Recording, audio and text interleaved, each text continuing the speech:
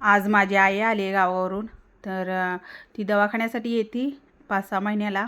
तर आंबवात आहे आणि आंबवात असल्यामुळं इथं तिची ट्रीटमेंट चालू आहे डेक्कनला. तर येताना तिनं घरचं घेऊन आले, अंडे, सीताफळ, पेरू, चिक्कू, लिंबू. तर दरवेळेस काही ना काही घेऊन येते आणि एवढी तिची तब्येत ही नाही आहे, तर तिला येता येत नव्हतं.